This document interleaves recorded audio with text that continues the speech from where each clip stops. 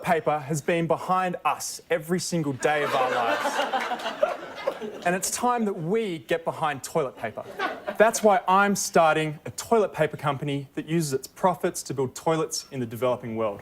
Hi, I'm Simon Griffiths, co-founder of Who Gives a Crap? It's a breakthrough on so many levels. The way that consumers value products has changed, and it used to be all about price and quality, and now it's about price, quality, and something else, which is what I call goodness. For companies to stay relevant in the future, they need to be thinking about how to incorporate that goodness into their products. Consumer-driven philanthropy is one of the big ways to do that.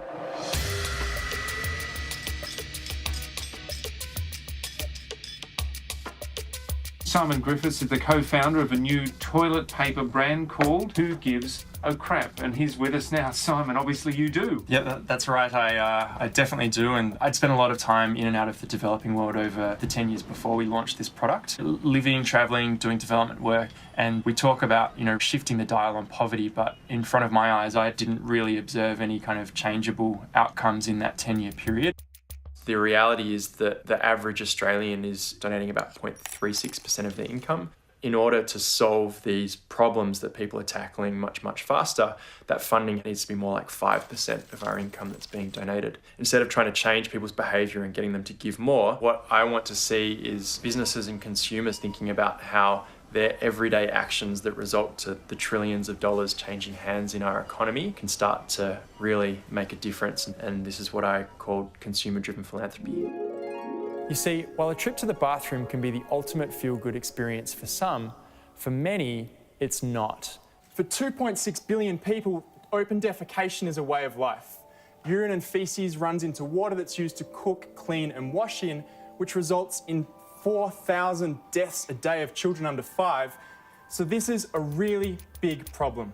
We take something that everybody needs and use the proceeds to help people in need. And that feels really good.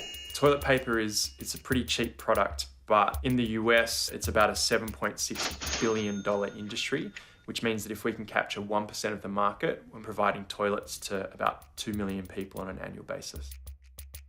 One company isn't going to save the world, but what's really exciting is that we're now seeing huge companies starting to think about how to make their products more competitive by engaging in consumer-driven philanthropy as well. As consumer demand changes, this is something that companies will have to be on top of, or they won't be competitive in the marketplace.